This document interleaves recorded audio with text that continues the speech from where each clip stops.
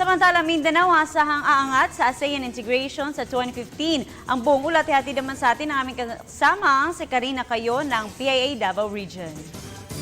Inaasahang mas makikinabang ang Mindanao sa mga oportunidad na maihahain sa ASEAN Economic Community sa susunod na taon.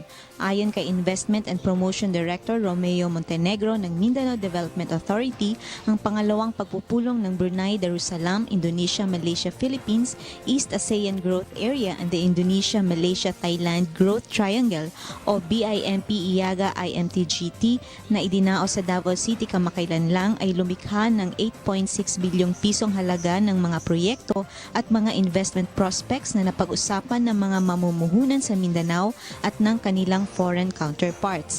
Dagdag pa ni Montenegro ang mga investment prospects kagaya ng oil palm plantation at expansion ng cacao at coffee production ay nakalatag sa maraming lugar sa Mindanao kasama na ang Bangsamoro areas.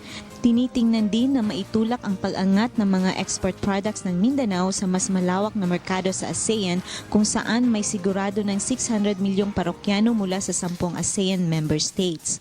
Ayon kay Montenegro, maiprepresenta rin ng Mindanao bilang investment destination para sa mga produkto ng maraming multinational companies dahil anya maraming competitiveness advantages ang Mindanao katulad ng murang halaga ng elektrisidad at mas produktibong sektor ng manggagawa at magsasaka.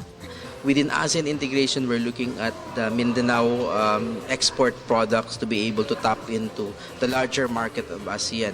ASEAN is automatically 600 million market kagad yan, and therefore, ang ating mga exporters from Mindanao, which is reflective of the country's overall agricultural export performance. Si Montenegro ay isa sa mga guest speakers sa ika-12 taong pagdaraos ng Mindanao Communicators Network Congress na isinagawa sa Zamboanga City.